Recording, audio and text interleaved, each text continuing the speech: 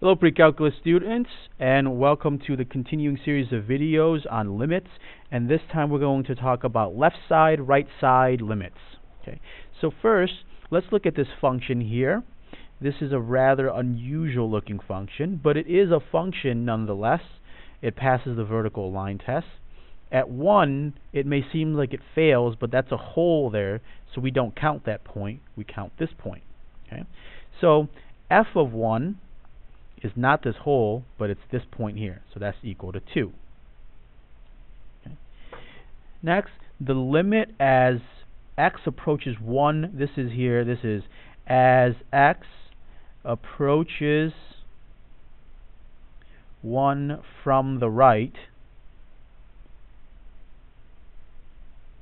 Okay, as x approaches 1 from the right. Okay. So that means starting from the right side of 1 and going towards 1. So we're going towards the x values here. So as x gets closer and closer to 1, y gets closer to 2. Okay.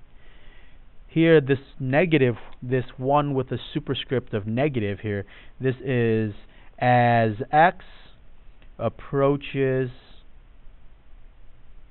1 from the left. Okay. So from this side here, as we go towards 1 from the left, the function is equal to 1. Now note here, it's not equal to 1 at this point, but by the meaning of a limit, we don't care what happens at 1, we just care what happens near 1 from the left. So this is also equal to 1. Okay. So using that similar logic, 2, as x approaches 2 from the right, so you start here, approaching 2 from the right is over here, and from the right means going towards the left, so f of x is approaching 3, and then 2 from the left, f of x is approaching 0. Okay. So that's really all there is to it for these particular limits. You just look at what the graph looks like from the left and from the right, and then we'll see some examples of how to deal with that in the next couple of problems. Okay, so we've seen examples of finding limits algebraically. We've seen examples of left side and right side limits, and now let's look at some cases where the limits does not exist. Okay, so there are really 3 scenarios.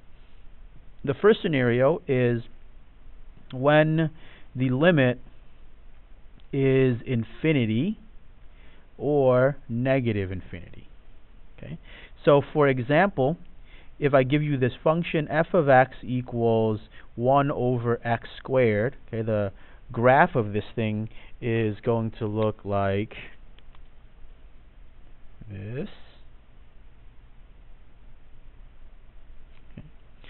So if I were to ask for the limit as x approaches 0 of f of x, okay, you can see that as you approach 0 from the right or 0 from the left, the limit goes towards infinity.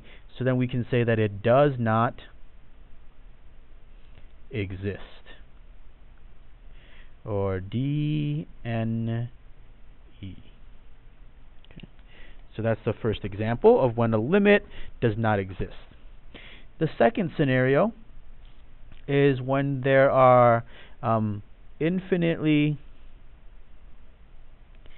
increasing oscillations. Infinitely increasing oscillations. And this is kind of a weird combination of words, so let me give you an example as well. So let's say g of x is equal to sine of 1 over x. Okay. So as this is basically kind of like a sine function, except the period is always changing, and the period is always getting smaller as x gets closer to 0. So you have something like this, and then it gets closer, and then towards 0 it like oscillates back and forth really, really fast, and then out here it starts to oscillate slowly again. So within this region here, we don't know what happens as x approaches 0. So if x approaches 0, the limit of f of x, g of x, as x approaches 0 here, is also undefined, or we say that it does not exist. Okay. And this example we don't really deal with much in pre-calculus. It's just kind of an interesting example to illustrate a concept. The third case here is probably the one that we're going to deal with the most, which is where the left-hand side limit and the right side limit are disagree, or they're unequal. Okay? When the left side and the right side limits are unequal. So here's a good place to look at that, some good examples. So let's look through this. The limit as x approaches 0 of f of x. So as you approach 0 from the left, the function approaches 1. As you approach 0 from the right, the function also approaches 1. So in this case, the limit exists and it's equal to 1. The limit as x approaches 1, well, as you approach 1 from the left, you get 1. As you approach 1 from the right, you get 2. So there's a disagreement there, so it does not exist. Okay. Here, as x approaches 2, so as you approach 2 from the left, you get 0. You approach 2 from the right, you get 3. So this also does not exist. Now, this case here is a little bit more interesting. As you approach 3 from the left, you get 3, and there's nothing to approach on the right. So this limit does exist, and it's equal to 3, because there is no right side